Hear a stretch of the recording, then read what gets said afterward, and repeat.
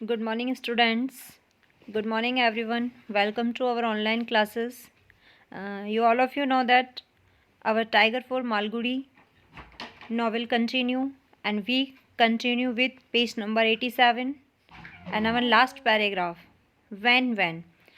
Firstly, we revised our story that तो बेटा देखो लास्ट वाला हमने यहाँ तक पढ़ लिया था कि जो मदन है या मधुसूदन जो है उसकी कैप्टन से कन्वर्सेशन चल रही है। क्या जो कैप्टन जो है वह यह जानता है क्योंकि मदन उसे बताते हैं कि मैंने जग्गू को हायर कर लिया है जो कि फ़िल्म का हीरो है। मैं उसे बुक कर चुका हूँ, वो मेरे पास ही रुका हुआ है और तब तक नहीं जाएगा जब तक कि मेरी मूवी या पिक्चर कंप्लीट नहीं हो जाती है। तो यहाँ तक हमने कर लिया था। तभी जो है कैप्टन ये कह देते हैं कि तुम्हारी मूवी तो तुम्हारा नायक तो तैयार है या तुम्हारा हीरो तो तैयार है लेकिन तुम्हारा स्टेज तो तैयार है ही नहीं। इस प्रकार की बातें इनके बीच में होती हैं और तभी जो है हमारे कैप्टन जो है वो अपनी वॉच देखते हैं और कहते हैं कि बस अब मुझे यहाँ से जाना होगा, दोबारा मेरे पास आना और अपने जो है व्यवहारिक विचारों के साथ यहाँ आओ, तब हम आगे के बारे में डिस्कस करेंगे। तभी वह वहाँ से चला जाता है और मदन जो है वो चिल्लाते हुए चिंतापूर्ण तरीके से, क्योंकि दिन प्रतिदिन डिले होते जा रहा था तो वो चिंतापूर्ण तरीके से चिल्ला रहा है। देखिए, वैन मदर आस्क्ड एंशियसली। कब मदन जो है बहुत उत्सुक और चिंता, यहाँ चिंतापूर्वक है और उत्सुकता दोनों है क्योंकि चिंता के कारण उसकी उत्सुकता बढ़ गई थी। वह पूछता है कि अब कब आऊँ। There could be no specific answer to it. He was not even sure these days about the tiger a fundamental doubts. कोई ठीक सा उत्तर उसे नहीं मिला, मतलब कैप्टन की तरफ से कोई भी सटीक जवाब या सेटिस्फाई आंसर उसे नहीं मिला। और वह तो उन दिनों चीता के जो हमारा टाइगर जो था उसके लिए भी कंफर्म नहीं था। वो उसे जो है एक फंडामेंटल यानी कि एक बुनियादी शक था। Every time he suggested that he could be allowed to watch the tiger, he was put off with some objection or other until Madan begin to wonder if he was to get the real tiger or a stuffed one। कि देखिए जब कभी भी वह जो मदन जो था वह रियल जो टाइगर था उससे मिलने के बारे में बात करने लगता था तो उसे कभी भी जो है उस टाइगर से मिलने नहीं दिया जाता था, उसे हमेशा उस टाइगर से दूर रखा जाता था। कई बार तो जो हमारा मदन है, मदन को ऐसा लगने लगता था कि वह किसी रियल टाइगर को लेकर मूवी बनाने वाला है या किसी बनावटी टाइगर को लेकर मूवी बना रहा है, क्योंकि उसे तो उससे मिलने ही नहीं दिया जाता था। एंड देखिए, in his feverish thinking anything seemed possible. In his feverish thinking anything seemed the possible. यहाँ पर ये कहा गया है कि उसकी इस प्रकार की जो थॉट थी, उसमें उसे अब तो कुछ भी संभव लगने लगा था, but it was too late to back out of the project. लेकिन अब वो करता भी क्या, वह अपने कदम इस प्रोजेक्ट से पीछे भी नहीं हटा सकता था क्योंकि अब काफ़ी देर हो चुकी थी। He had taken custody of the strong man Jaggu who sat placidly in the. सबसे पहली चीज़ तो उसने एक ताकतवर इंसान जो था जग्गू, उसे उसने किराए पर ले लिया था, जो चुपचाप शांत तरीके से जो है बैठा रहता था, जो कि चुपचाप शांत तरीके से वो कहाँ बैठा रहता था वो अब हम यहाँ देखेंगे। Placidly in the next page, placidly in the front बरामदा of the traveller bungalow, sweating flies की जो उसने जग्गू जो किराए पर लिया था यानी हीरो को जो बुक किया था, वह चुपचाप जो है वो ट्रैवलर बेंगलो के सामने वाले बरामदे में बैठा रहता था। एंड फ्लाइज यानी मक्खियाँ मारता रहता था। स्वेटिंग फ्लाइज का यहाँ मतलब है मक्खियाँ मारना, because he has a no work to do. उसके पास करने के लिए तो कोई काम था नहीं, इसीलिए वो वहाँ बैठा रहता था। The technical crew awaiting his order at Madras kept demanding action. कि जो तकनीकी लोगों का जो था, टेक्नीशियंस पर्सन जो थे, वह भी जो है मद्रास से जो टेक्नीशियंस पर्सन आए थे वह भी कंटिन्यू अब ये कह रहे थे कि हमें कब तक वेट करना पड़ेगा, हमें स्टार्ट कर देना चाहिए, यानी कि काम करने में और कितनी देरी होगी। He flourished letter and telegram from them in the hope of impressing captain. यहाँ देखिए वो बता रहे हैं कि जब उसके टेक्नीशियंस जो मद्रास से आए थे वह भी काम करने के लिए उसके आदेश का वेट कर रहे थे। अब सारे के सारे जो लोग थे वह सिर्फ मूवी स्टार्ट होने का वेट कर रहे थे, और इधर कैप्टन को इम्प्रेस करने के लिए जो मदन थे उन्होंने जो है पत्र, टेलीग्राम वगैरह ये सारी चीज़ें भी उन्हें भेजी थी ताकि वह जल्दी से जल्दी मान जाए और काम स्टार्ट हो सके. He flourished letters and telegrams from them the hope of impressing Captain, but Captain viewed them indifferently, only remarking, "After all, technicians are there for our use, not the other way round." कि वह जो है जब भी यह बताता था कि टेक्नीशियन वेट कर रहे हैं, जल्दी से जल्दी काम शुरू करना है, जल्दी से जल्दी आप जवाब दीजिए, क्या चाहिए आपको, वो सारी चीज़ें जब भी पूछा करता था तो कैप्टन जो है एक अलग ही प्रकार का जवाब जो है वो मदन को दिया करता था. कैप्टन मदन को बहुत उदासीनपूर्ण तरीके से देखता था और सिर्फ इतना कहता था कि ये जितने भी टेक्नीशियन लोग हैं वो हमारे यूज़ के लिए हैं, ना हमारे यूज़ के लिए हैं, हमारे काम के लिए हैं, हम उनके काम के लिए नहीं हैं, हमने उन्हें बुक किया है, हमने उन्हें पैसा दिया है. इतना वो कह दिया करता था और उन्हें फालतू मत रहने दो. और देखिए आगे, After all, technicians are there for our use, not the other way round. Don't let the tail wag the dog. अब यहाँ देखिए don't let the tail wag the dog का मतलब है उन्हें मुफ्त में बैठने मत दो या उन्हें खाली मत बैठने दो, अर्थात उन्हें कोई ना कोई काम तो उनसे करवाते रहो, उन्हें फ्री मत बैठने दो. आगे देखिए, बट फर्म, लेकिन ध्यान रखना, थोड़ा सा सख्त रहना, दृढ़ रहना. They must realise who is the boss, they must not try to rules us. यहाँ पर वह मदन को ये सिखाता है कि टेक्नीशियंस पर्सन्स जितने भी यहाँ आए हैं वो कभी भी ये बात नहीं भूलने चाहिए कि बॉस कौन है. यानी कि उनका बिहेवियर, तुम कह रहे हो कि वो वेट कर रहे हैं, परेशान हो रहे हैं, उन्हें बहुत सारा काम है, तो ध्यान रखो बॉस तुम हो, बॉस टेक्नीशियन नहीं है जो उनके अनुसार तुम काम करोगे, तुम्हारे अकॉर्डिंग जो है उन टेक्नीशियंस को वर्क करना ही होगा. You are a good fellow, full of enterprise, don't be weak in management. तुम एक बहुत अच्छे इंसान हो, तुम एक बहुत अच्छे इंसान हो, एक बहुत अच्छे व्यक्ति हो, और तुम्हारे पास कई सारी नई नई जो हैं वो योजनाएं भी हैं और बिजनेस भी हैं, काम भी बहुत सारे हैं करने के लिए. एंड फुल ऑफ एंटरप्राइज, तुम बहुत साहसी भी हो. और यहाँ देखिए, don't to be weak in management, तो तुम किसी भी प्रकार के मैनेजमेंट में तुम्हें कमज़ोर नहीं होना चाहिए. You must work on basis which are firms, कि तुम्हें जो है किसी भी हालत में कमज़ोर नहीं होना चाहिए, तुम्हें अपने आधारों के आधार पर ही काम करना चाहिए और दृढ़ता से अपने कार्य को करना चाहिए. You know, Dadaji used to say, underline this line that Dadaji used to say, he would quote some significant affirms concerning business management.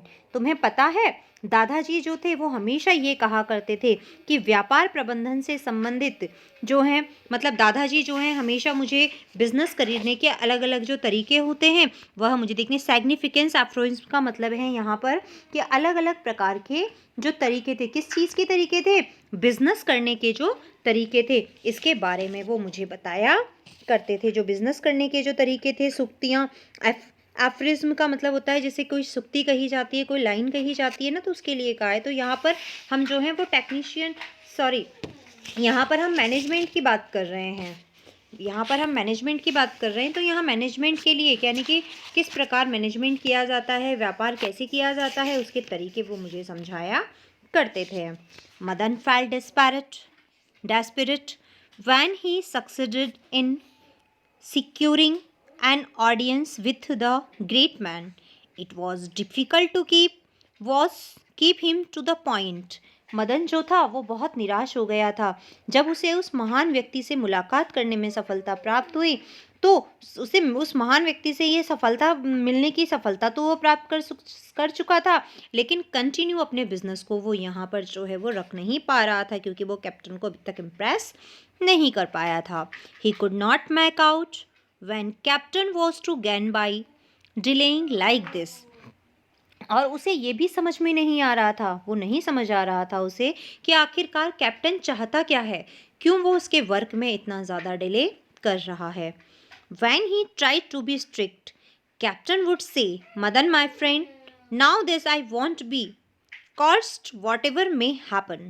यहाँ देखिए एक चीज़ बताइए कि जब एक बार बहुत ज़्यादा सख्ती करने की जो है वो मदन ने कोशिश की, मदन ने सख्ती दिखाने की कोशिश की कि क्या कारण है, तुम क्यों डिले कर रहे हो, वो थोड़ा सा उसने रवैया अपना सख्त किया, तो कैप्टन ने साफ साफ कह दिया कि माय फ्रेंड मदन, ये जान लो कि मुझे कोई भी काम करने के लिए कोई भी जो है वो मतलब कॉस्ट कर देना यानी ज़बरदस्ती करवाना या बाध्य करना, कि मुझे काम करवाने के लिए कोई भी इंसान जो है वो बाध्य नहीं कर सकता। And I am bring the answers to my queries and then you I will have in green signal. ध्यान रखना, ये आगे से तुम हमेशा ध्यान रखना कि तुम्हें मेरे प्रश्नों से ही उत्तर जानना होगा, तभी तुम्हें मेरी ओर से मेरे साथ या मेरे टाइगर के साथ काम करने के लिए जो है हरी झंडी या हरा संकेत मिलेगा। और यह काम तो मेरी ही गति से चलेगा, तुम्हारे अकॉर्डिंग तो ये नहीं चलेगा, इसीलिए तुम्हें ये तो ध्यान रखना ही होगा। It must go on at its own pace. यहाँ ऑन पेस का मतलब है अपनी ही गति, कि यह तो अपनी ही रफ्तार से या अपनी ही गति से चलेगा, इसीलिए तुम्हें इसमें जल्दी नहीं करनी चाहिए। वाई शुड वी हरी, और हर काम अपने हिसाब से ही होता है, तो फिर तुम ही बताओ कि हमें जल्दी करनी भी क्यों चाहिए। And I want be cost और haste sorry I won't be coached or hustled, and i am I am quite prepared to drop the whole proposal. If you cannot satisfy my conditions, first fix your location and then come to me.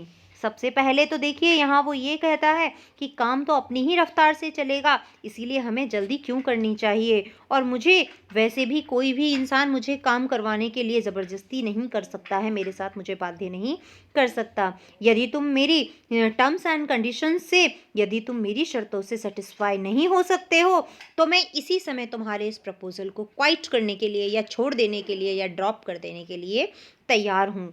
मेरे पास वैसे भी इतना समय नहीं है कि मैं तुम्हारी मूवी में अपना समय लगा सकूं।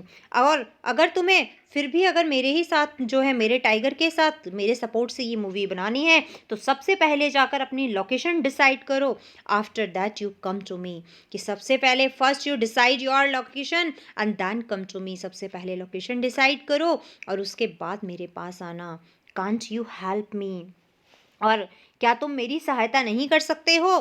कांट यू हेल्प मी, यहाँ पर मदन कहता है, क्योंकि मदन जानता था वो फिर से कोई लोकेशन जो है वो फाइनलाइज करेगा और कैप्टन फिर उसमें कोई कमी निकाल देगा। तो यहाँ पर जो मदन है वो पहले ये कहता है कांट यू हेल्प मी, क्या तुम मेरी मदद नहीं कर सकते हो। Then captain say that no, said captain with an air of the finality. ये देखिए अंतरिम रूप से वो साफ साफ कह देता है नहीं। यहाँ पर देखिए एन एयर ऑफ फाइनलिटी, यानी कि फटाफट हाथों हाथ सटीक जवाब दे देना। फाइनलिटी वैसे तो हम आखिरी कहते हैं, लेकिन यहाँ पर है सटीक जवाब दे देना, कि कैप्टन जो है बिल्कुल सटीक जवाब देता है, नहीं मैं तुम्हारी कोई मदद नहीं कर सकता हूँ। It should be your business and your technicians not mine, कि ये काम तुम्हारा और तुम्हारे टेक्नीशियंस का है, ये काम तुम्हारा और तुम्हारे टेक्नीशियंस का है, ये काम मेरा नहीं है जो मैं करूं। They placed a big strain on the film producer, the greater the urgency he showed, the more Captain delayed until he felt challenged and got into a fever of activity which did not cease night or day. देखिए यहाँ साफ साफ उसने कहा है कि इस बात को सुनने के बाद जो मदन जो था, जो फिल्म निर्माता जो था, वो फिल्म प्रोड्यूसर जो था, बिग स्ट्रेन यानी बहुत तनाव में आ गया, दबाव में आ गया, क्योंकि वो जितनी ज़्यादा जल्दीबाजी दिखाता था मूवी को कंप्लीट करने की, कैप्टन उसके काम में उतनी ही देरी कर दिया करता था। अब तो उसे ये काम करना एक चुनौती के समान लगने लगा था। अब उसके ऊपर उस काम को पूरा करने का जैसे कि कोई भूत सवार नहीं हो जाता है, वैसा ही भूत सा सवार हो चुका था। दिन रात वो यही सोचता था, लेकिन उसका काम पूरा हो ही नहीं रहा था। When he next page When he reappeared before Captain a few days later, he was able to be specific about 3 locations. अगली बार जब वह जो कैप्टन है, कैप्टन के सामने जब वो प्रकट हुआ, तो इस बार वो अपने साथ एक नहीं बल्कि 3 जो लोकेशंस था उन्हें लेकर वो आया था, 3 लोकेशंस लेकर आया था। The first one was rejected because it was close to the jungle And Captain explained psychologically unsound as a tiger may become homesick and behave queerly if not desert us. सबसे पहली location को captain के द्वारा ये कहकर मना कर दिया गया था कि ये लोकेशन जंगल के बिल्कुल पास है और अगर इस लोकेशन पर अगर हमारे द्वारा टाइगर से शूटिंग करवाई जाएगी तो टाइगर को अपने जंगल के जीवन के बारे में याद आ सकता है, क्योंकि ये साइकोलॉजिकल तरीके से मनोवैज्ञानिक रूप से ठीक नहीं है। टाइगर एक अलग बिहेवियर कर सकता है, हम पे हमला कर सकता है और अपनी जंगली ज़िंदगी को याद कर सकता है। तो फर्स्ट लोकेशन को तो उन्होंने इस प्रकार से मना कर दिया। एंड आफ्टर दैट देखिए, he rejected the second location and open ground across the river Sarayu beyond Nallappa grove for the reason that it was too close to the town and might attract crowd. यहाँ देखिए, और जो दूसरी location थी, वो जो second location जो थी, उसे भी कैप्टन ने जो है अनएक्सेप्टेड कर दिया था, अनएक्सेप्टेड कर दिया था, अस्वीकार कर दिया था, क्योंकि वह स्थान जो था वो नलप्पा ग्रोव से दूर सरयू नदी को पार कर एक ऐसा खुला मैदान था जो शहर के या टाउन एरिया के इतना ज़्यादा क्लोज था कि उन्हें डर था कि अगर इस एरिया में शूटिंग की जाएगी तो लोगों की भीड़ यहाँ इकट्ठी हो सकती थी। तो देखिए, दो जो लोकेशंस थी उन्हें जो है वो मना कर दिया। And the third location in the southern direction, underline कर लेना इसको, the third location in the southern direction, a wooded area where the highway passed within a couple of furlongs, was finally approved and the contract was signed. आखिरकार वो समय आ ही गया था, क्योंकि तीसरा जो लोकेशन, थर्ड जो लोकेशन थी, उसे कैप्टन के द्वारा एक्सेप्ट कर ली गई थी। ये तीसरी लोकेशन जो थी वह देखिए यहाँ लिखा है साउथर्न डायरेक्शन, यानी दक्षिण दिशा की तरफ एक ऐसा जगह था जो मतलब हाईवे के पास से गुजरता था। जो कहाँ से गुजरता था? जो कि हाईवे के पास से गुजरता था। फरलांग, 2 फरलांग यानी कपल ऑफ फरलांग यानी 2 फरलांग की दूरी पर हाईवे वहाँ से गुजरता था। इस तरीके से आखिरकार वो थर्ड लोकेशन जो थी वो फाइनलाइज हो गई एंड जो मूवी का जो कॉन्ट्रैक्ट था उस कॉन्ट्रैक्ट पर सिग्नेचर हो गए थे, उस समझौते पर सिग्नेचर आखिरकार हो ही गए। फाइनली जो थी, Madan felt as triumphant as if he had produced a picture and received the Oscar. सिर्फ मूवी स्टार्ट होने की शुरुआत की बात को जानकर ही जैसे ही कैप्टन ने जो है साइन किया, मदन इतना ज़्यादा अपने आप को उत्साही और जीत से भरा हुआ, इतना ज़्यादा खुशी महसूस कर रहा था जैसे कि एक इंसान तब खुशी महसूस करता है जैसे उसकी मूवी बन भी गई थी और उसकी मूवी को ऑस्कर का अवार्ड मिल गया था। Underline this line, how the Madan felt. तो देखिए मदन को कैसा फील हो रहा था, Madan felt and triumphant as if he had produced a picture and received the Oscar। तो देखो बेटा, अपन ने इतना तो अभी देख ही लिया है कि फाइनली हमने देखा कि कितनी सारी प्रॉब्लम्स को जो है मदन ने यहाँ पर जो है सामने देखा और वह कितने डेज उसे वेट करना पड़ा था सिर्फ इस चीज़ के लिए, क्योंकि कैप्टन जानबूझकर कुछ ना कुछ कमी मदन के काम में निकाल दिया करता था, क्योंकि कैप्टन को अपनी ही शर्तों पर काम करने की आदत थी, अपने अकॉर्डिंग। वो किसी और के अकॉर्डिंग किसी भी कार्य को करना नहीं चाहता था। लेकिन फाइनली जो साउथर्न एरिया था, उस साउथर्न एरिया की जो लोकेशन थी उसे फाइनलाइज कर लिया गया था और उस फाइनलाइज करने के बाद आखिरकार अब शूटिंग स्टार्ट होने वाली थी। चलो ये वाला पैराग्राफ और कर लेते हैं। इस लास्ट पैराग्राफ के बाद जो नेक्स्ट होगा उसे हम नेक्स्ट डे करेंगे, लेकिन आज वाला हम कर लेते हैं इसे। तो देखो बेटा आगे, Madan worked night and day to transform the land he had taken or lease, a place which had somehow come to be known as the Jingerfield, possibly because at some remote period someone had cultivated ginger and sent up the crop in wagon loads for extractions to a factory in Madras।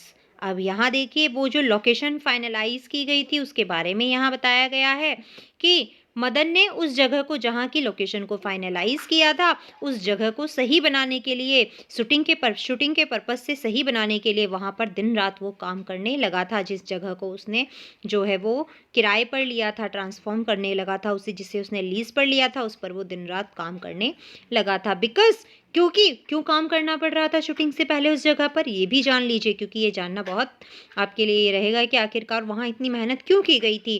क्योंकि यह एक ऐसी जगह थी जहाँ कभी जो है अदरक, जिंजर लिखा हुआ है यहाँ पर, जहाँ कभी अदरक के खेत हुआ करते थे। और ऐसा इसलिए था क्योंकि वहाँ जो था वह एक ऐसी ज़मीन थी जहाँ व्यक्ति बहुत कम समय में अदरक की खेती कर सकते थे, क्योंकि वहाँ जो अदरक की खेती होती थी उस अदरक की फसल को मद्रास के जो कारखाने थे उन्हें मालगुडी से भेजा जाता था। और इसीलिए अब ये काम वहाँ पर होता था, तो वो सारी चीज़ें यहाँ पर मतलब यहाँ ऐसी खेती होती थी, तो ये जगह जो थी एक खेत के रूप में थी, इसीलिए ज़रूरी था कि उस जगह को जो है फुली प्रिपेयर किया जाए। इसीलिए वहाँ पर जो है उसकी तैयारी चल रही थी। तो देखो बेटा, जिंजर फील्ड तक हमने यहाँ कर लिया है। Madan work night and day to transform the Madan had transformed the land he had taken on lease, a place which somehow come to as known in the ginger field. Ginger, possibly because at some remote period someone had cultivated ginger and sent up the crop of the wagon loads for एक्सट्रावेंशन to the factory in the Madras. यहाँ यहीं तक जो है निशान आप लगा लीजिएगा मद्रास तक। आज हम इतना ही करेंगे, इससे नेक्स्ट जो है हम वो नेक्स्ट डे करेंगे। तो यहाँ हमने कर लिया है कि मदन जो था उस जगह को ट्रांसफॉर्म करने के लिए मेहनत कर रहा था, क्योंकि पहले वहाँ अदरक के खेत हुआ करते थे, वहाँ अदरक की फसल को मद्रास में मालगुडी से जो है वो भेजा जाता था। इसीलिए उस जगह को शूटिंग के पर्पज़ से तैयार करने के लिए मदन को अभी दिन रात मेहनत करनी थी, और वो इसी मेहनत में लगा हुआ था। जितना हमें किया है उसे रीड आउट कर लेना। जो स्पेसिफिक जो चीज़ें बताई हैं वो मैंने आपको अच्छे से ट्रांसलेट कर दिया है, उसे देख लेना, क्योंकि आपको पता है कि इसमें कहीं क्वेश्चन आंसर ऐसे है नहीं, आपकी स्टोरी के बीच से ही क्वेश्चन आंसर्स को यहाँ पर पुटअप किया गया है। और अपना जो नेक्स्ट प्री बोर्ड होगा उसमें बचा हुआ जो 50% है, जितना आपका कोर्स हो चुका था, उसी में से आपके क्वेश्चन आंसर्स आएंगे। Have a good day.